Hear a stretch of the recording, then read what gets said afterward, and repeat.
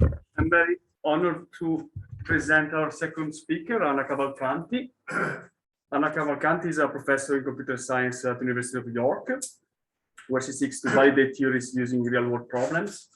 Her main scientific achievements have been on the design and justification of sound refinement-based program development and verification techniques. She has covered theoretical and practical integration with industry strength technology, such as concurrency, object orientation, and testing. She has more than 100 publications in this area, and she's chaired the program committee of leading conferences in these topics. Amongst them, she is now chair of the Formal Methods Europe Board. So I'm very happy to leave our talk here, which is cool. Let's hope that it works. Thank you, organizers, for the opportunity to present the work of my group, the RoboStar team, in spite of my not being able to be there. RoboStar is focused on software engineering for robotics. Our vision is that while techniques for control engineering, for artificial intelligence are very advanced, the approach to software engineering is normally very outdated. There are many others that are interested, but the RoboStar approach is distinctive in at least 3 ways. First of all, we want to complement, not replace, existing well-established techniques like simulation and testing. We, however, want to provide domain-specific languages that facilitate the creation of models and the use of these models for automatic generation of artifacts, simulations and tests, for example, but also with a mathematical semantics that allows the automatic generation also of mathematical models for validation and verification of the systems. So, RoboWorld is part of this RoboStar vision, and today I am going, first of all, to give you some motivation for the need for RoboWorld in this context of software engineering for robotics. I'll present you an example of a firefighting drone. Afterwards, I will make some more general considerations, presenting the meta model for a RoboWorld document, an intermediate representation, an intermediate meta model that we use as a basis for the development of semantics. The semantics is the next topic that I am going to cover. I will say a few words about verification and finally conclude and point to some future work. So, RoboWorld, what is its role in the context of software engineering? RoboWorld is a very natural language for documenting operational requirements of robotic systems, and it has many applications. Following good practice, RoboStar models of control software are platform independent and certainly independent of particular scenarios of simulation and deployment. However, these models are used to generate automatically tests and simulation, and also as a base for proof of properties. And it's often the case that we have properties that depend on particular assumptions. And where do those assumptions come from? How can we document them? Robotic Systems certainly makes such assumptions. RoboWorld is our answer to that. A RoboWorld document has a particular structure, so in doing so, it provides some guidance to robotic systems to what kind of assumptions need and should be recorded. And this structure, it comes in 2 parts. The assumptions themselves, which must cover the arena, the robot, the robotic platform, and other elements that may be present in the arena. We also have mappings, and these mappings describe how the services that are used in the control software models, which are described in terms of input and output events, operations and variables, so that those models are platform independent. The mappings will then tell you how these events, operations, and variables correspond to elements of the platform or the environment. The example that I'm bringing for you, it is inspired on a challenge for an international robotics competition. It is a firefighting drone that has been developed by RoboStar colleagues in the University of Leeds. And here I have a picture of our drone, and we have a RoboStar model of RoboStar models for this example. We have a RoboChart model, which is our domain-specific language for design. And that model is not a toy example. We have 21 robotic platform services in that model. We have 2 controllers and 9 state machines defining the behavior of these controllers. Automatic generation of mathematical model for proof is available in RoboStar. In particular, for the firefighting, we use the automatic generation of CSP models. The CSP model for the firefighting UAV has thousands of lines.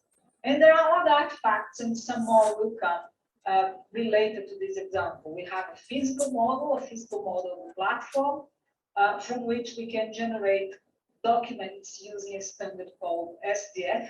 That's a standard that's accepted by various robotic simulators to render the robotic platforms and scenarios as well. So here on the right, we have a picture that shows the SDF rendering of the physical model of the firefighting drone.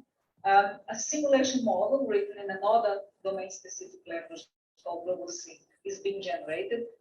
And of course, we have the real robot. So for this lecture, I brought a toy firefighting UAV, a much simplified version of the RoboChart model of the firefighting UAV. So a RoboChart model, it describes the design of a control software, and it is characterized by a module. For example, here the module is called Simple Firefighter. And in a RoboChart module, a key component is the robotic platform, and it's here called UAV. A robotic platform, as I mentioned, characterizes events, operations, and variables that describe services that the platform needs to provide to the control software. So in the example here, we have 4 events: fire detected, landed, fire lost, and critical, to indicate that the battery or the water tank is at a critical level. And these are events that represent sensors whose outputs provided as inputs to the software, which is represented here by a controller called planning. Another event of the UAV is called spray, and is used to communicate Boolean values. That takes outputs from the software to start and stop the spraying mechanism. We also have operations here in this interface called commands. We have operations that are available to the software to control the movement of the UAV. So commands is defined here on the right. We have the commands take off, go to building, search fire, and go home. The controller has its behavior defined by a state machine, and here's the machine planner. I don't need you to understand the details of the machine, but there are a couple of things that I would like to emphasize. The machine planner starts in a state called takeoff, and that state has an entry action, and that entry action calls the operation takeoff that's provided by platform, and then pauses, waits for an amount of time between 1 time unit and 2 times. So this is a primitive of RoboChart that allows you to specify budget, time budget for operation. So RoboChart, and therefore RoboWorld as well, is a time language where we can specify time budgets, timeouts, deadlines. To recall, we have these services of platform described by events and some commands. They are not further described. And in continue with our example, here I show to you the RoboWorld document for the firefighting UAV. A first part of the RoboWorld document presents some arena assumptions. The first assumption here described says that the arena is 3-dimensional. It could be 2-dimensional, it could be even 1-dimensional. Further assumptions describe the specific width and depth of the arena. Here, the width of the arena is 50 meters, the meters, the depth of the arena is 60 meters. The gradient of the ground is required to be 0, so the ground is flat, and that is important. I have here as a comment as part of the RoboWorld document. The motivation is that the building it needs to be level, and the building is something that is part of the arena. It is one of the elements of the arena that are described in the assumption. And in fact, the next sentence here says the arena has one building, so we introduce an element called building, declaring an element called building as part of the arena. And then we have another assumption that says that the height of the arena is at least the height of the building plus 1 meter. We declare other elements. The arena has fires. The arena has a home region. The region is another concept. And then some other elements of an environment that could be restricted, and indeed they are prohibited. The speed of the wind is less than 8 meters per second, and that's not raining. All this looks hopefully very much like an informal description, but we are actually using here a controlled natural language. We also have assumptions about the robot. And here's this example. The robot is said to be a point mass. So a point mass is one of the primitive concepts. And about the robot, we can say a few more things. We can return its initial location. And you recall that we declared that there is a region called home. And we say here that the initial location of the robot is at home. We can also declare components of that robot. So here we say that the robot has a tank of water. And what do we know about that tank of water? The assumption goes on to say that it has 2 states. It may be either full or empty. And the robot may also record some data. Here we have that the robot has a search pattern, and we declare the type of that data, which is a sequence of positions. We then have element assumptions. If I declare an element in the arena assumptions, I can then state further properties about those elements in the element assumptions. So we say that the building is a box. Then we say something about its dimension, at least 6 meters high, up to 20 meters high, and so on. We say that a fire can be on the floor.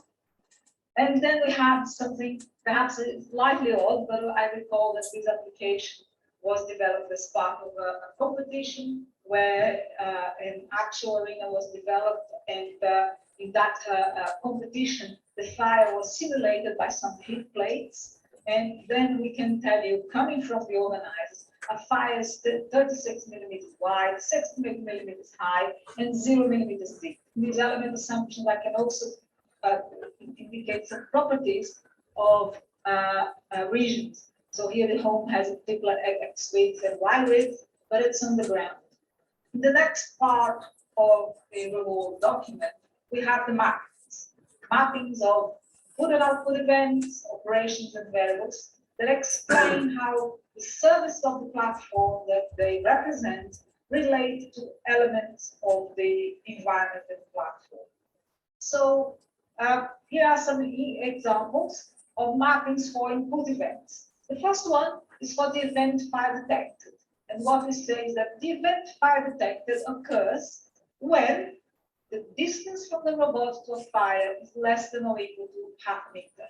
So we see here an explanation in terms of concepts like the robot and the fire, or a fire that was defined in the assumptions, and the distance between these elements.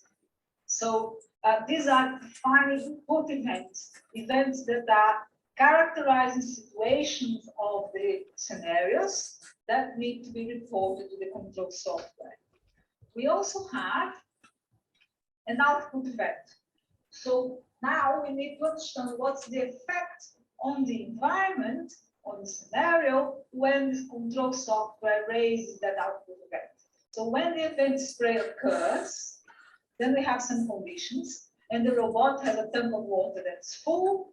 A fire that is in front of the robot and less than 3 meters away disappears after an amount of time between 1 and 3 minutes. And then the tank water becomes empty after 3 minutes. So we have a condition and we have some actions that take place if that condition holds. For operations, we have a few examples, and I will show you the first example and the last. Here we say when the operation takeoff is called, the velocity of the robot is set to 1 meter per second upwards. And we have similar statements about go to building, go home. But here we have the operation search fire that's just sketched here. And in this example, search fire is defined by a diagram. The idea is that we have in RoboChart a diagrammatic language. There are other diagrammatic languages. For example, we have a diagrammatic language to specify a physical model. We talked briefly about it previously. And RoboWorld can incorporate elements of this diagrammatic language. So I am able to specify an operation by giving its diagram. Here, the events that are available to this operation definition are set and get events that give you the opportunity to read or write values of certain quantities that are primitive to RoboWorld. Position, orientation, velocity of the robot, both linear and angular, and so on. I am now going to make some more general considerations, covering very briefly the meta model and the concrete grammar of RoboWorld. The meta model defines the types of assumptions and mappings that can be described. RoboWorld, as we've seen, has some primitive concepts like arena, robot, region, and so on. But also is a very open language that allows you to declare elements and specify properties of those elements. And additional flexibility comes from its concrete grammar. The concrete grammar relates the meta model with actual English sentences. I've used the grammatical framework. It's a functional framework for definition and mechanization of controlled natural languages. And that provides a very powerful way of dealing with word inflection, with agreement between elements of a sentence, all these details of the English grammar. Here's the meta model. I do not expect you to be able to read this figure. I just wanted to show you that it fits in a slide. The main class of the RoboWorld meta model is RDAP document for RoboWorld document. Such a document has 7 components. Each of them is 0 or more of arena assumptions, or robot assumptions, or element assumptions, and the mappings, input event mappings, output event mappings, operation mappings, and verbal mappings. Arena assumptions and element assumptions, they contain exactly one statement. A robot assumption can be either a robot statement containing exactly one statement as well, or a P model. The mappings, they are more elaborate. I will concentrate on the input event mapping. An input event mapping has a name, which is the name of the input event that is being mapped, and that has exactly one conditional input. A conditional input can be of one of 3 forms: input sometimes, input always, and input never.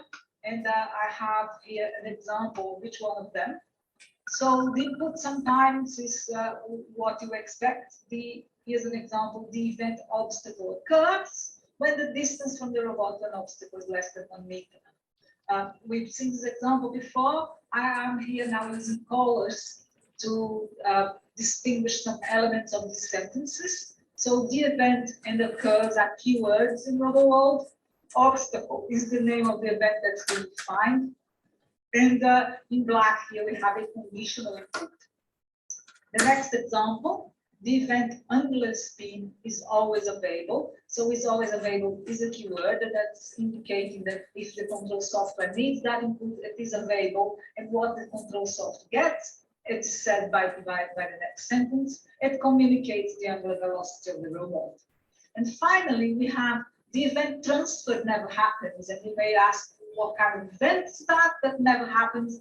You may want to define such a mapping when you say, okay, I have here perhaps a control software that uses an event called transfer, but I am deploying that software in a context where that kind of event not really necessary for my application or for the kind of a scenario, the kind of environment which I'm going to employ, and I'm blocking that. Now, for input, sometimes we have a component called conditions, and conditions include a subjunction and one or more statements.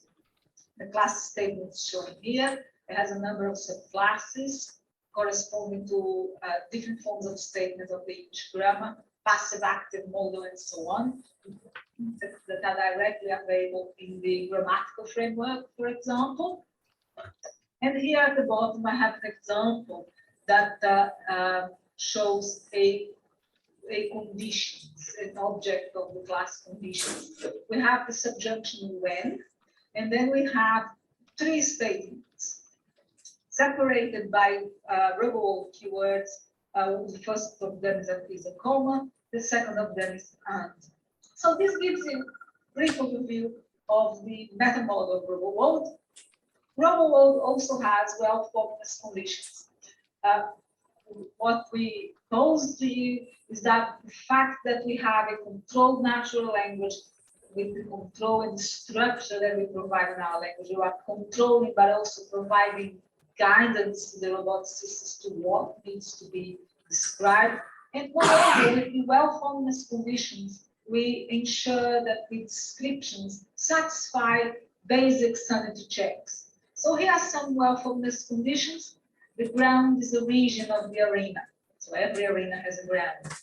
And we have other well-formless conditions about the mappings as well. So the notepad one indicated here, the input and output events mapped in the RoboWorld document must be precisely those of the associated RoboChart module. So it's a well-formless condition that's linking RoboChart and RoboWorld. And for a well-formed RoboWorld document, we define an intermediate representation. What for? Basically, it groups the information about each of the elements, about the arenas, about the regions, about any other elements that you may have declared. And the reason for that is that it will provide further insulation from small changes to language.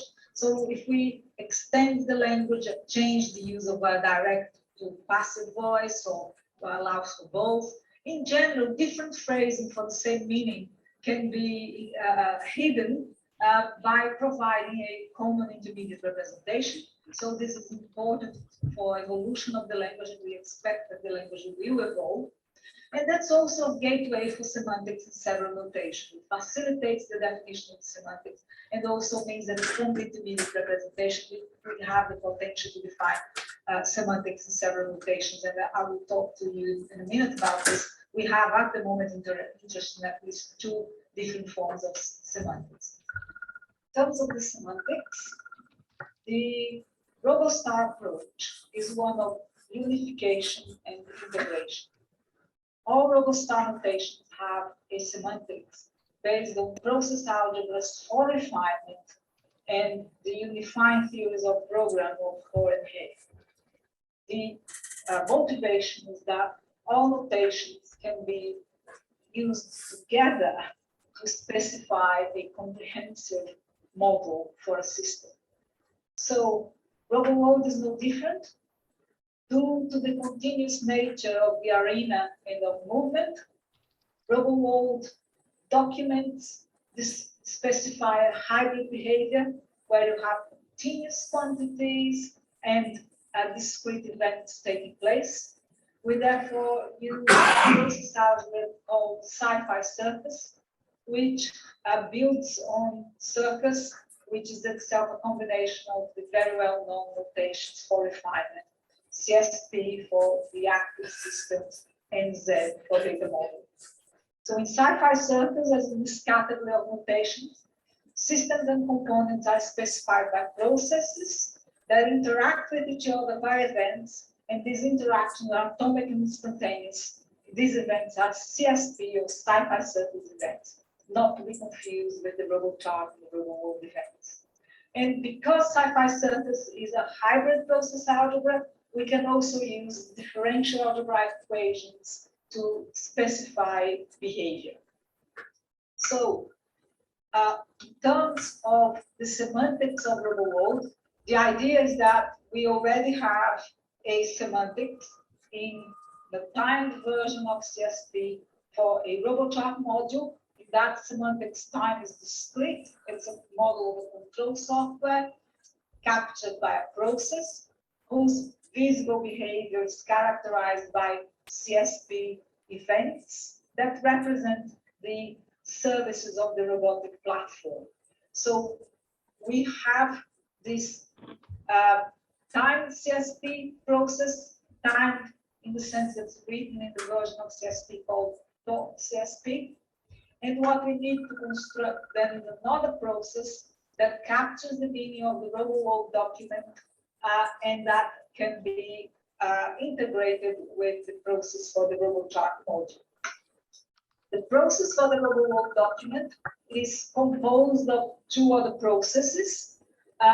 These processes are the mapping process and the environment process. The mapping process covers only the output events and the operations. So the service events will give rise to output events, will give rise to calls to operations, and the mapping process will enact the behavior that is associated with these events and operations as specified in the mappings of the RoboWorld document using get and set channels that can read and write the information like velocity, orientation, and so on. That process is just an interleaving, a collection of one process for each output and event and for each operation. The environment process, it has a component that is the hybrid component that captures the robotic movement, which is interrupted ever so often, either because there is a collision that is detected or because we got to sample time. It's a cyclic moment. The robot movement itself is captured by the differential algebraic equations that reflect the movement of the robot. Each time this robot movement process is interrupted, then it's followed by another process that provides two options that define the behavior depending on whether the interruption was because we got to the sample time or because we had a collision detection.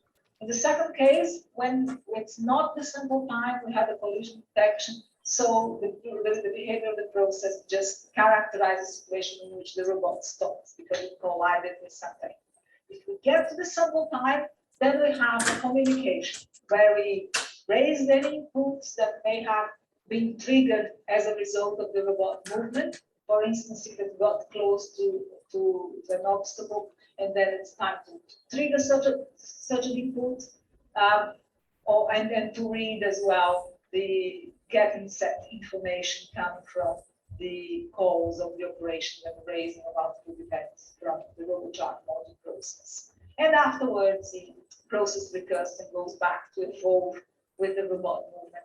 All this is in parallel with some input buffers that capture and record the values of the inputs that are triggered, and then that buffer provides the input that is required by the RoboChart module process by the service events. So this is the structure of the semantics, and then we have to say, and so what can we do with search semantics? There are different applications. We can use it for test generation. I think in this presentation, I would like to tell you more about proof. The proof approach that we are pursuing, as I said, is based on UTP and triplet mechanization in Isabel UTP. Our work is concentrating on compositional verification, where we can treat the modules and the documents separately to deal with the differential algebraic equations. That's very challenging. We also contemplated the use of model checking for automation and early validation of our work. So the approach is that we have these two processes that I've described to you previously that are independent components of the system model. They can both be handled in the UTP and Isabel UTP. But if we have a property that we want to verify, the idea is that we use a combination orchestrated via Isabel of model checking proofs using Cora and model checking proofs using the model checker for CSP called FDR. In both cases, we would be in Cora and in FDR carrying out some verification context, where we would have in Cora a simple account of assumptions about the software, about the module process that we need to carry out the proof about the hybrid component. And similarly in FDR, we would have a account of any assumptions that are needed for proving properties of the software. So to conclude, what is our take-home message? The RoboStar framework is a very rich framework for model-based software engineering for robotics, with a collection of notational techniques. RoboWorld in particular is concerned with operational requirements of our robotic systems. RoboSync is our language for modeling simulations, for modeling specific robotic platforms, for modeling specific scenarios, and can be seen as a sub-language of RoboWorld. But what RoboWorld allows you is to specify assumptions rather than in specific platforms or scenarios. And therefore, it's a very important tool to tackle what's called the reality gap. It's a very important resource to tackle a very common and serious problem that arises when roboticists who are using simulation cannot observe in the real world behavior that was observed during the simulation. So RoboWorld allows you to capture what are the assumptions that have been made in all the simulations that have been used, perhaps a very large collection. And that, therefore, with those assumptions, indicate where the reality gap may be. What is the assumption that has been made during a simulation that perhaps is not valid in the real world? In terms of future work, we are going to carry out further case studies so that we can evolve RoboWorld to improve its expressivity and the category of applications that it can handle. And we're also going to invest a lot of effort on compositional verification, in particular combining theory and proving and model checking. Thank you very much for your attention.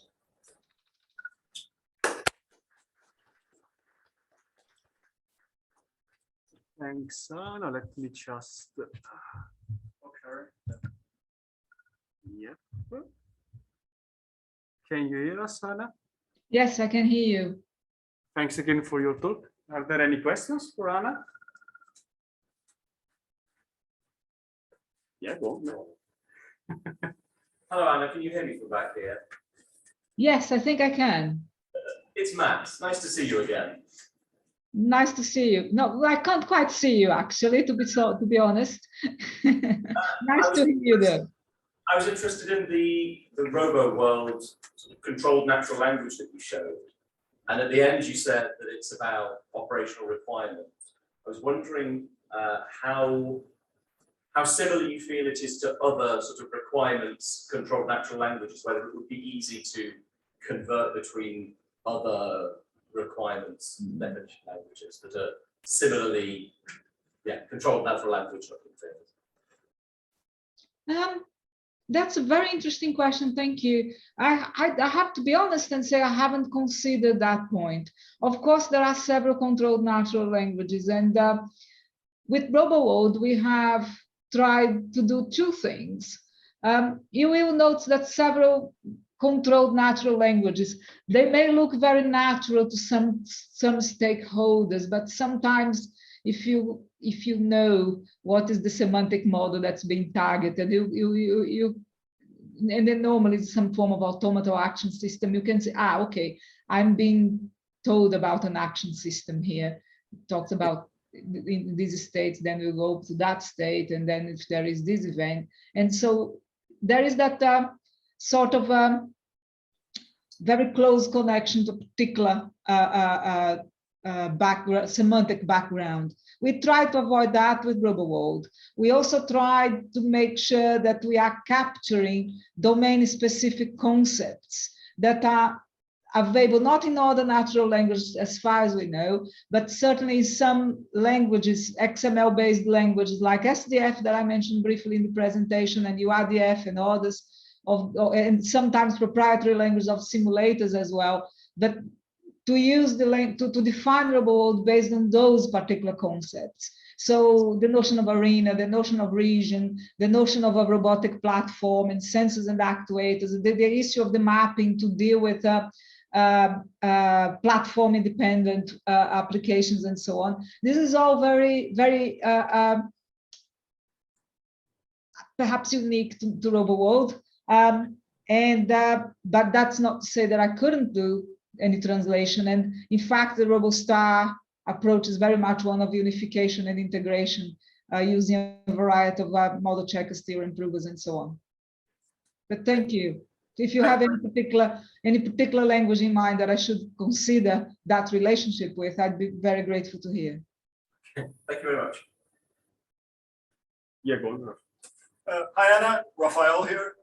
It was a very, very interesting talk, so thank you for it. And my question is about multiple robots. So does RoboWorld support multiple robots, such as, for example, robotic swarms, if I were to model them? No, not yet. Not yet, not yet. And the reason for that, Rafael, is that the work is relatively recent, and we are really, really facing a barrier in terms of the work that I mentioned in verification. We found that there are lots of difficulties in terms of using the hybrid model checkers that are available, and even the theorem provers as well. So for reasoning about RoboWorld model, we require a hybrid algebra. They are very much under development. There is quite a lot of support for imperative programs, so hybrid imperative programs, but we need concurrency, we need reactivity. And when it comes also to the model checkers, the support for more complex equations that we need to deal with movement of the robot, and certainly with the scenario. Again, there are lots of limitations that I could perhaps offline talk to you. The core team has been absolutely wonderful in supporting us, in extending that to deal with the needs of capturing a model that was initially process algebraic. So we've put in a lot of effort in that, but this is what I call version 0 of the language, and to deal with swarm robotics would very much be an interest of mine. I have close collaborators working in this area, and I keep disappointing them. Okay, thanks. Thanks. Any other quick question? If not, I have actually one quick question, Anna. Just maybe you said that in that case, sorry about it. You mentioned in the last slide about using RoboWorld for narrowing the reality gap. So I was wondering, since we were talking about assumptions and mapping, in RoboWorld, are you doing some sort of automatic mechanism for checking that the system actually meets this kind of assumption? For example, when you were saying like the floor was level, or I don't know, the size was that, things like that. So there is some sort of mechanism that you actually use to check that actually these assumptions are then met in the real world? It's not a mechanism in the real world. It's something much less ambitious, actually, Angelo. What happens is that in the current practice, what roboticists do is that their first point of, if we are lucky, right, their first point of characterization of their model, of their system, is a simulation. And so they suffer quite a lot with what they call the reality gap. But when we go and see what the situation is, simulations make lots of implicit assumptions. And there are lots of these assumptions that are hidden inside physics engines, which are completely black boxes. In most cases, they are black boxes. So the contribution that I make at an initial point is a very simple one, which is to document those assumptions, right? And we can then check that a simulation satisfies those assumptions, that the scenario satisfies those assumptions. And what's the problem of the reality gap? What's the main source of the reality gap? It is the fact that, well, we cannot model the environment.